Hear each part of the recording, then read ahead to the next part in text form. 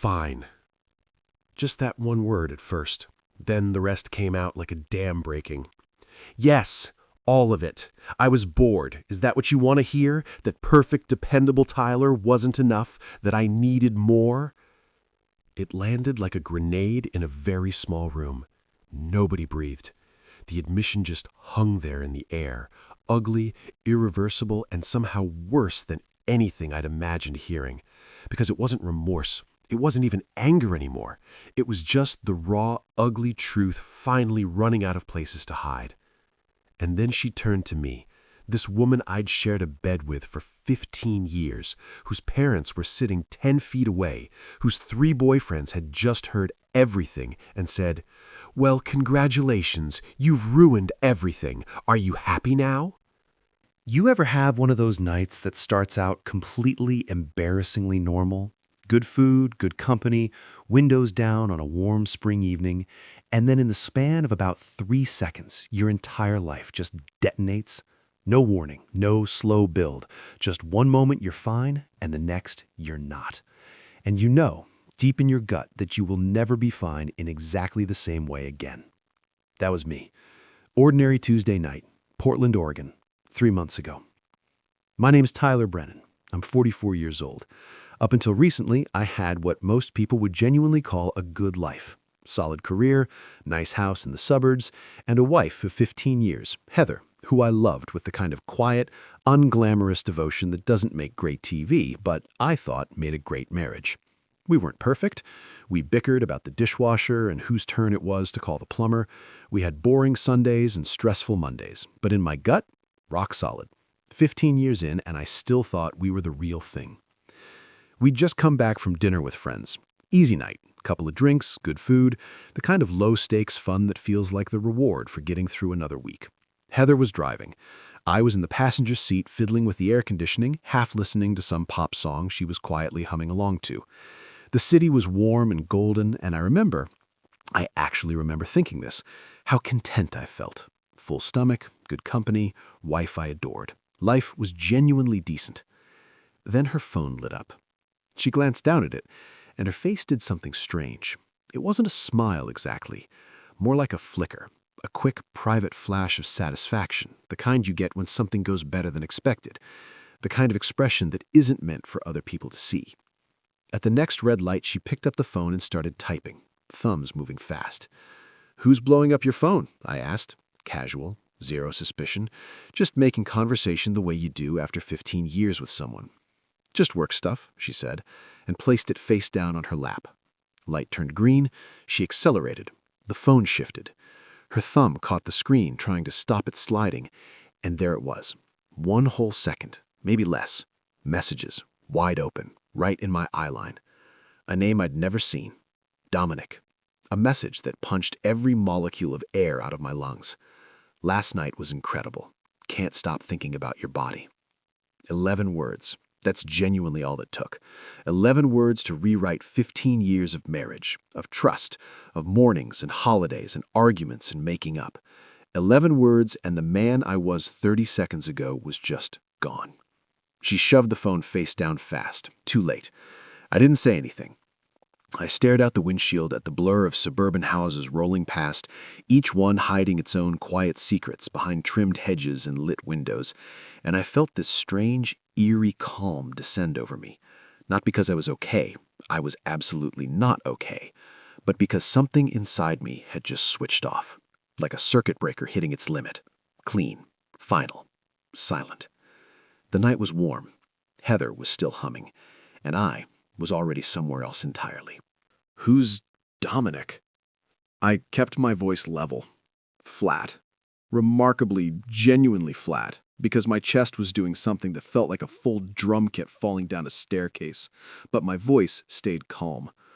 I don't know how. Shock does strange things to a person. Heather's reaction was instant. 1 half-second of real, wide-eyed panic, the kind you can't fake and can't suppress, and then, like flipping a switch, it smoothed over into irritation. Not guilt, not shame, irritation. Like I was the inconvenience here, Like I was the one who'd done something wrong by asking a perfectly reasonable question about the man who was texting my wife about her body at 9:30 on a Tuesday. "Just a colleague," she said, breezy, casual, practiced. "He's kind of an office flirt. It's nothing. Completely harmless." I let that word sit in the air between us for a moment. Harmless. "Does your harmless colleague usually text you about your body?" She laughed, sharp and defensive. "Oh my God, Tyler, you're being ridiculous." And here's the thing that got me. Her knuckles were white on the steering wheel. She wouldn't look at me, but she was calling me ridiculous. I was the ridiculous one, apparently, for having eyes and the ability to read. We pulled into our driveway. She killed the engine and turned to me with this practiced, patient smile, the kind you'd give a toddler who was upset about the wrong cartoon, and said, cheerfully, "Ready for that nightcap?" Like nothing had happened. Like the last 10 minutes simply didn't exist. I picked up her phone from between us. She lunged for it immediately, but I was already out of the car, standing in the driveway, phone unlocked in my hand, and the messages were right there. Not just today's. Dozens. Weeks deep, maybe months, each one worse than the last. "Can't wait to see you tomorrow. Wear that red thing I like. Still tasting you. Need at least 2 hours with you." My stomach clenched. I looked up. Heather was standing by the car, and her face had shifted again. The practiced warmth was completely gone now. What replaced it was cold, controlled fury, directed entirely at me as if I'd committed the offense here. "Give me my phone." Low voice, zero emotion. I told her I could read, that this wasn't flirting, that she was sleeping with him. And that's when I watched her calculate in real time. Defiance, pivot, new strategy. You could practically see the gears. "Fine," she said, stepping closer, lowering her voice. "It happened once, a mistake. I was going to end it." Delivered without a single tremor, smooth as glass. But I'd already scrolled back further. Same hotel as last time. Tuesday was perfect. What about Jason? These weren't mistakes. This was a calendar. She snatched the phone from my hand, her wedding ring catching the porch light as she did, and said, "When you're ready to talk like an adult instead of throwing a tantrum in the driveway, let me know." Then she walked inside, heels clicking on concrete with metronomic, almost theatrical precision, door closed behind her. I stood alone in the dark, my world quietly coming apart at every seam, and understood with horrible, crystalline clarity that the woman who had just walked away from me was not who I thought she was. Maybe had never been. The house behind me was lit up and warm. It had never felt less like home. I couldn't go inside. The thought of walking through that front door, past the vacation photos and the carefully chosen furniture and all the evidence of a life I had apparently been building alone, I just couldn't do it. So I drove. No destination, no plan. Just hands on the wheel and the city blurring past the windows while my brain tried to catch up with what my eyes had already seen. Eventually, muscle memory delivered me to a bar called Alley's, downtown. The kind of place where the lighting is deliberately dim and the bartenders have the professional good sense to pour generously and ask absolutely nothing. Exactly what I needed. "Bourbon, neat," I told the guy behind the counter. He nodded, poured without comment, moved on. I made a mental note to tip him very well. I was halfway through my second glass, just staring at the wood grain of the bar, doing that thing where your brain goes completely white, when a voice cut through the noise. Either someone died or someone lied. I turned. Woman, mid-40s, sharp eyes, auburn hair cut in a no-nonsense bob. She wasn't exactly smiling, but there was this knowing quality to her expression, the look of someone who has seen the full range of human nonsense and has long since stopped being surprised by any of it. "What makes you say that?" I asked. 20 years in family law," she said, catching the bartender's eye. I recognized the look. Her name was Rebecca Mitchell, divorce attorney, and she had this slightly eerie, slightly unsettling ability to read a situation the way some people read a room, instantly, accurately, and without any apparent effort.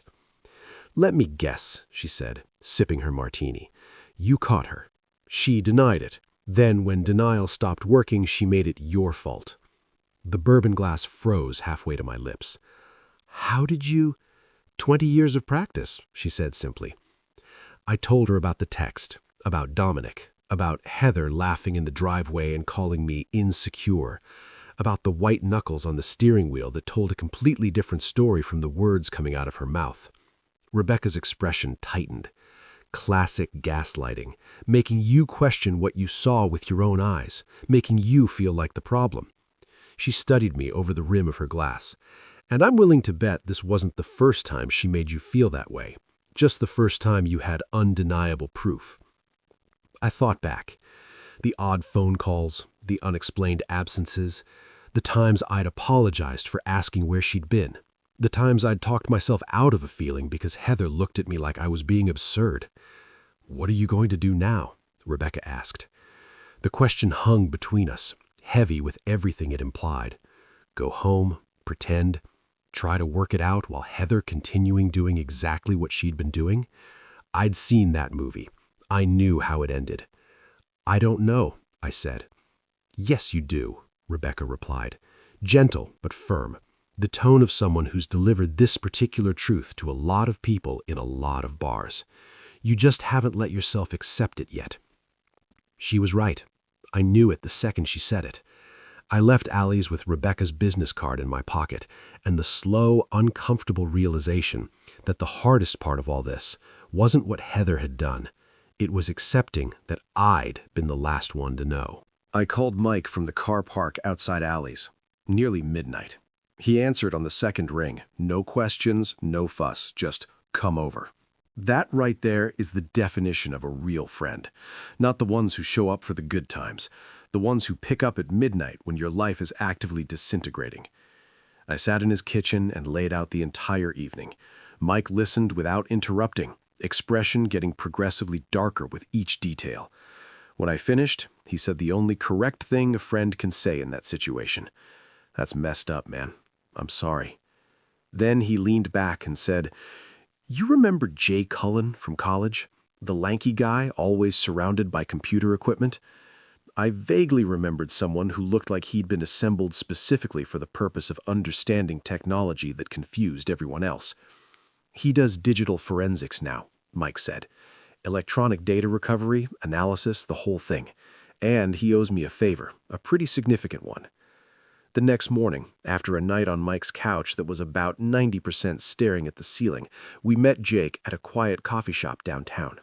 He was older than I remembered, more polished, better dressed, but still had that same laser focus, the kind of intensity that makes you feel like he's processing 3 things simultaneously while talking to you about one of them. He listened to my situation without blinking. When I finished, he nodded once. All business. "Here's what I can do. If you have access to her accounts, email, social media, cloud storage, I can extract and analyze everything. Text messages too, if you can get me access to her phone. It's not exactly—" He paused, choosing words carefully. "Conventional. Is it legal?" I asked, though if I'm being straight with you, I wasn't entirely sure I cared about the answer. Jake's expression stayed measured. "You're married. You share devices, accounts, a home. Gray area at worst. Nobody's kicking doors in. Good enough. What do you need from me? Passwords if you have them. Device access when possible. And Tyler?" He held my gaze for a moment longer than felt comfortable. "You need to be genuinely prepared for what we might find. Some things you can't unknow. Once I show you, it lives in your head permanently." I thought about Heather laughing in the driveway. The contempt she hadn't even bothered to disguise. The ease with which she'd looked me dead in the eyes and lied. I already can't unknow what I saw last night. At least this way I'll have the complete picture. Jake nodded. "One more thing. Don't give her any reason to think you're suspicious. Act normal. Go home, be civil. The moment she suspects you're digging, she deletes everything, and we've got nothing." The thought of going home and sitting across from Heather at breakfast like everything was fine, eating whatever she cooked, having normal conversation, pretending the last 24 hours hadn't happened, made my stomach turn completely. But I understood the necessity. I texted Heather that I'd stayed at Mike's after having too many drinks, needed a bit of space, needed to calm down before we talked properly. She replied almost immediately, a string of messages that swung between passive-aggressive jabs about me overreacting and soft, nostalgic texts about our early days together. A month ago, those messages would have worked on me. They did not work on me now. Something had changed in that driveway, and there was no going back. 3 days. That's all it took Jake to completely demolish everything I thought I knew about my marriage. He called me to his home office, a converted garage that looked like an intelligence operations room, monitors everywhere, servers humming, cables running along the walls. And before he said a single word, he told me to sit down. Just that, which, as an opening move, is never a good sign. "How bad is it?" I asked. He turned one of the monitors toward me and said, quietly, "Worse than you thought." On screen was a spreadsheet, meticulous, detailed, clinical, the kind of document that takes organization and patience to build. Names across the top in 3 separate columns: Dominic, Scott, Jason. Below each name, dates, times, locations, excerpts from messages. 14 months of data, laid out with the cold precision of a project management tool. 3 of them. I heard myself say the number out loud. 3. "That I can confirm," Jake said. 14 months. Over a year of coming home to me, sitting across from me at dinner, sleeping in our bed, telling me she loved me, while maintaining 3 entirely separate relationships with 3 entirely different men. Over a year of looking me in the eye and lying, every single day without so much as a flicker. Jake clicked to another screen, a color-coded calendar: blue for Dominic, Tuesdays and every other Thursday; green for Scott, her yoga instructor, mainly Fridays; red for Jason, the younger brother of our neighbor who'd moved to Portland the previous year, more sporadic but almost always timed to when I was traveling for work. She had them on a rotation, a literal, scheduled rotation. "There's more," Jake said. He hesitated, a rare thing for him, as if giving me a final chance to step back. Texts, emails, explicit photos. "I want everything," I said. I forced myself through all of it, every message, every image, every lie. I needed it burned into my memory so thoroughly that there would be no weak moment later, no 2 a.m. where I'd talk myself into forgiving something unforgivable.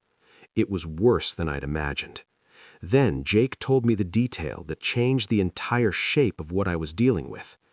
"They don't know about each other," he said. "Based on all the communications, she's been extremely careful to keep them completely separate. Each of them believes he's the only one." I sat with that for a long moment. Each of them thought he was special. Meanwhile, Heather was essentially running a parallel life, 3 parallel lives, with the calm, methodical precision of someone who was very, very good at this, who had been doing it long enough to have systems. She'd made me the fool in my own marriage, the dependable, oblivious husband at home, while she managed her empire of deception on a color-coded calendar. "I want everything," I told Jake. "Every text, every email, every photo." He studied me for a moment. The concern on his face was genuine. "What exactly are you planning, Tyler?" I thought about the driveway, her laugh, the contempt. "Justice," I said simply. "I'm planning justice." And for the first time since that red light, I felt something shift. The pain was still there, but underneath it, something new had taken root. Something cold and clear and completely, absolutely certain. I didn't go home. Not yet. I needed 2 more days, Mike's couch, and an alarming amount of bad coffee. I spent those days holed up at his place, laptop open, files across the kitchen table, building what I'd started privately calling the presentation. Mike watched me with the expression of a man watching someone assemble something he's not entirely sure is legal. "You're starting to scare me a little," he said on day 2. "I'll sleep when it's over," I told him, not looking up. Which is exactly what someone in a thriller says right before everything escalates dramatically. I was aware of the irony. I kept going anyway. "Rebecca," the divorce attorney from Allie's, had become a proper part of the inner circle by this point. When I called her with what Jake had found, she was at Mike's within an hour. She sat down with the files, went through everything methodically, and when she finished, she looked up with the quiet, unsurprised expression of someone who had seen the absolute worst of human behavior and had long since made peace with its existence. "This is comprehensive," she said. "Most spouses don't have a quarter of this much documentation. What are my options, legally?" She leaned back. "With Oregon's infidelity clause and this volume of evidence, you're looking at a very favorable divorce settlement. The prenuptial agreement you signed protects your assets. You're in a strong position." She paused. "But I'm guessing a favorable settlement isn't actually what you're asking about." She knew. "I want her to lose everything," I said. My voice was completely steady. "Not just money, her image, the control she thinks she has, the carefully constructed version of herself she's been selling to everyone around her." Mike shifted uncomfortably in his chair. Rebecca didn't flinch by so much as a millimeter. "Then you need to dismantle her support structure," she said matter-of-factly. "These three men, they're part of how she operates, whether they know it or not. And since they don't know about each other, that's your leverage." The plan came together over the following 24 hours with a momentum that felt almost inevitable once it started moving. Rebecca drafted divorce papers, naming all three men with full specifics. Jake compiled detailed profiles on each of them. Dominic, sales executive. Scott, yoga instructor. Jason, the neighbor's brother, newest to Portland, probably the most genuinely in the dark about all of it. 3 men, 3 separate worlds, all circling the same woman, none of them aware the others existed. On Friday at 4 p.m., each of them would receive an identical email from an anonymous account, proof of the others, and an invitation to our house at 6:30. I also made one more call, the hardest one, Heather's parents.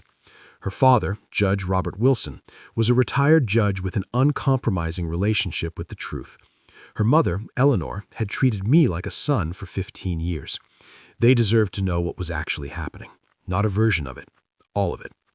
"We'll be there," Judge Wilson said when I finished. His voice had dropped about 20 degrees over the course of the conversation.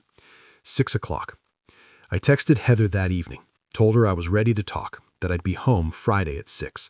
She responded immediately, relieved, warm, using the soft voice she deployed when she needed me compliant. She had absolutely no idea what Friday actually was. The trap was set, the people were in motion, and for the first time in days, I slept. Friday arrived with this specific kind of atmospheric tension, the sort you feel in your chest before a storm breaks, when everything goes oddly still and even the light looks slightly wrong. I'd slept for the first time in days, which should have been a relief. Instead, it just meant I woke up fully alert, fully aware of exactly what the next 12 hours were going to look like. I spent the morning at Mike's going over the plan one final time with Rebecca and Jake. Every detail, every contingency. Rebecca, as always, was the calmest person in the room, the kind of calm that only comes from having professionally navigated hundreds of moments exactly like this one. "Stay calm no matter what she does," she said. "The second you lose composure, you lose control of the room, and you've worked too hard to lose control of the room." I nodded, tucked the flash drive containing all of Jake's compiled evidence into my jacket pocket. I won't lose control. At 5:30 p.m., I pulled into our driveway. The house looked exactly as I'd left it 6 days ago. Lights on in the kitchen, movement visible through the window. Heather moving around, preparing. She'd probably cooked something good, put on something that looked effortless but wasn't, set the table right, created the precise atmosphere she needed to make this feel like a reconciliation rather than what it actually was. I sat in the car for 30 seconds, looked at the house, then got out. She was waiting in the entryway when I opened the front door, face perfectly arranged, concerned but warm, open, the expression of a woman who had done nothing wrong and very much wanted to work through this misunderstanding together. She stepped forward to hug me. I sidestepped her. The warmth flickered. Irritation moved underneath it for just a moment before she smoothed everything back into place. "Tyler, I'm so glad you're home. I made your favorite. I know everything, Heather. Confusion crossed her face. Carefully calibrated confusion, the kind designed to make the other person feel like they're being unreasonable. What do you mean? Dominic, Scott, Jason. I said each name clearly as I watched her face as I did. All three, for over a year. I know everything. Real shock this time. Brief and genuine, a half-second where all the performance dropped and I saw the actual person underneath. Then the calculation came back. She opened her mouth, already pivoting to the next move. The doorbell rang. That would be your parents, I said. The color left her face so completely and so fast it was almost impressive. My parents? Why are they? I invited them. They deserve to know why their son-in-law is filing for divorce. You had absolutely no right. I had every right. I moved past her and opened the door. Judge Robert Wilson stood on the porch, face set like stone, carrying the weight of a man who had been hoping against hope that I was wrong and had already accepted that I wasn't. Eleanor stood beside him, unable to quite meet my eyes. "Come in." Heather was just about to explain herself. For the first time in 15 years of marriage, my wife was completely, visibly, genuinely lost for words. She stood frozen in the hallway as her parents stepped inside, and I watched the thing she'd so carefully built begin to collapse from every direction at once. Then the doorbell rang, and the evening truly began. Dominic arrived first. Sales executive energy in full effect. The kind of man who fills a room without asking permission, shoulders back, expression carrying the default confidence of someone who's used to controlling situations. It lasted approximately 4 seconds. Then he clocked Heather's parents sitting on the sofa, and every bit of it evaporated on the spot. Scott came through the door about 3 minutes later. Then Jason, arriving almost immediately after, who walked in, saw Scott standing in the hallway and did a very slow, very deliberate scan of the room that ended on me.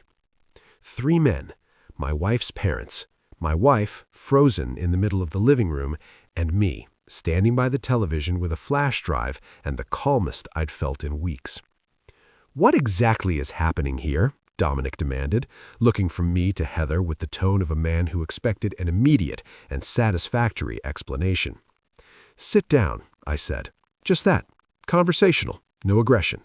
Like I was inviting friends to watch a film." Remarkably, all 3 of them sat down. Heather remained standing. Her eyes were doing rapid calculations, scanning her parents, her 3 men, me, the room, looking for the angle, the exit, the version of events she could still shape. I watched her processing it all and finding nothing workable. "Tyler, please," she said finally, her voice catching for what I believe was the first time that entire evening. "Can we talk about this privately? Just the 2 of us, like adults." "Like you talked privately with Dominic," I said, "or Scott, or Jason?" The 3 men looked at each other. The understanding arrived slowly at first, then all at once, like watching someone piece together a puzzle and suddenly see the complete image. "You know each other?" Scott asked, looking between Dominic and Jason with an expression of genuine disbelief. "No," Jason said, very quietly. "We've never met." I connected my laptop to the television and pulled up Jake's spreadsheet. 3 names across the top, color-coded calendar below, dates, times, locations, 14 months of precisely maintained overlapping relationships displayed in full detail on a 60-inch screen for everyone in the room to examine at their leisure. I explained it all calmly, methodically, the rotation, the scheduling, the separate hotel rooms sometimes booked on the same day, the way she'd managed 3 entirely different men without any of them ever becoming aware of the others. Heather's mother made a small, awful sound. Her father's face had turned completely to stone. "This is insane," Heather snapped, finding her voice again. "You're humiliating me in front of everyone I care about. This is a violation of my—" "You did this," I said, and moved on. I showed them the messages, the ones between Heather and Dominic where she'd described her husband as completely clueless. Dominic's jaw tightened visibly. "You told me he had no idea," he said to Heather. He didn't, she snapped, and then immediately heard herself. I kept going, the coordination, the hotel logistics, and then, the ones I'd been saving, the messages where Heather talked about me to each of them, the contemptuous ones, the ones that made me the punchline. Every face in the room shifted as those appeared on screen. Judge Wilson finally spoke, his voice cutting through the room with decades of courtroom authority behind it. Heather, is this true? All of it? And with 5 people who all now knew everything looking directly at her, Heather finally, completely ran out of road. Fine. Just that one word at first. Then everything else came out of her like a dam breaking, not with tears or remorse, but with something colder and more honest than either. Yes, all of it. I was bored. Is that what you want to hear? That perfect, dependable Tyler wasn't enough for me? That I needed more than what we had? It landed in the room like a grenade. Nobody moved. Nobody spoke. The confession just sat there in the air, ugly and irreversible, and somehow worse than anything I'd specifically imagined hearing, because it wasn't grief, it wasn't guilt, it was just the naked, exhausted truth finally out of places to hide. Then she turned to me, and something cold and spiteful surfaced in her expression, the last weapon in the arsenal deployed when everything else had failed. Well, congratulations, Tyler, you've ruined everything. Are you happy now? I looked at her for a long moment. This woman I'd shared a bed with for 15 years, whose parents were sitting 10 feet away, whose 3 boyfriends had just heard every word. I looked at her and felt something I genuinely hadn't expected. Nothing. Not anger, not love, not even the satisfaction I'd been building toward all week. Just a vast, hollow quiet where 15 years of my life used to be.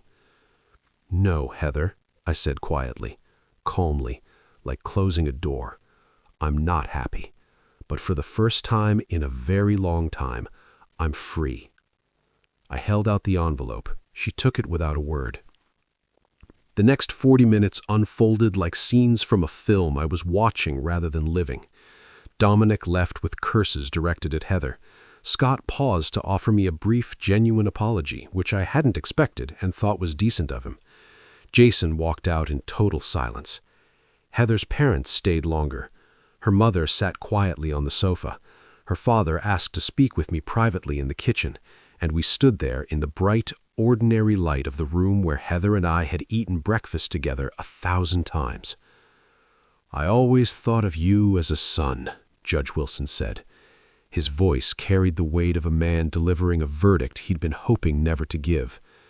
Whatever comes next, you'll always be family to us. That nearly undid me. I'd been running on anger and momentum for days, held together by the cold logic of the plan, and that one quiet sentence cracked right through all of it. I held it together, barely. After they left, Heather and I faced each other across the empty living room. You've humiliated me in front of everyone, she said, flat now. The performance finally gone, and what remained underneath was simply exhaustion. You did that yourself, I told her. A brief flash of the old defiance. Did it feel good, your revenge? I thought about it honestly. Did it? There was no joy in any of what had happened tonight, no victory, just a hollow, necessary truth delivered to people who deserved to hear it. It wasn't revenge, I said quietly. It was the truth. Everyone in that room tonight deserved to know who they were actually dealing with. She said nothing. Her shoulders dropped. The fight was completely gone. You have 72 hours to collect your things. The divorce proceeds regardless. The prenup is clear. I turned and walked upstairs. Behind me, I heard what might have been a sob. I didn't look back. 6 months. That's how long it takes to legally dismantle 15 years of marriage when you have a good attorney, irrefutable evidence, and a spouse who has finally run out of fight. It felt both longer and shorter than it sounds. Some weeks moved like water. Others felt like crawling through concrete. But it always moves. The divorce settled fast, by any reasonable measure. Rebecca was everything she'd presented herself to be at Allie's: sharp, prepared, and thoroughly unintimidated. The prenuptial agreement I'd half forgotten about turned out to be the most valuable document I'd ever signed. The house was mine, assets protected. The evidence was so comprehensive that Heather's lawyers eventually advised her not to contest anything. I heard through mutual friends, a few weeks after the papers were signed, that she'd moved to Seattle. Fresh start, new city. None of the three men went with her. I imagine each of them had their own very specific feelings about Heather by that point. Mike threw me a dinner to celebrate the finalization. Rebecca came too, not as my attorney, but as someone who'd earned the title of actual friend. Mike toasted to freedom. Rebecca toasted to truth. I toasted to whatever came next, and surprised myself by genuinely meaning it. 3 weeks after dinner, I sold the house. I'd known I would from the moment this all started. Too many memories in every room. The good ones that now felt tainted, the bad ones that visited me at 3 a.m., and all the ordinary ones in between that I no longer trusted. A smaller place, closer to downtown. Clean walls, no history, nobody else's story embedded in the floors, just mine. Judge Wilson called on moving day.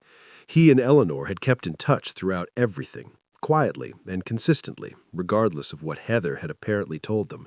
Their loyalty was one of the genuinely unexpected gifts that came out of all this destruction, proof that sometimes the wreckage leaves things standing that you didn't even know you needed.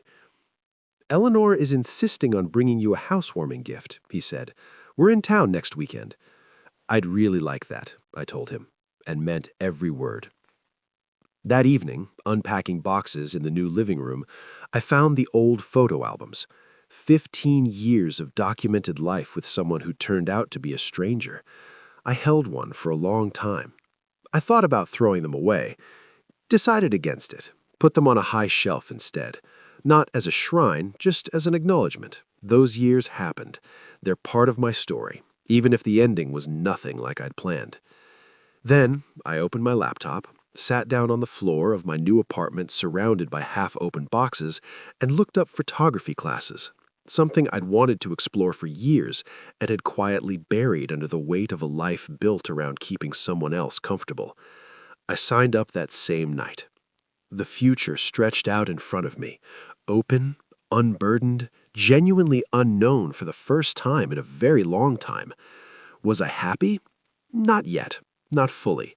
But I was free, and I was honest, and I was entirely, completely myself.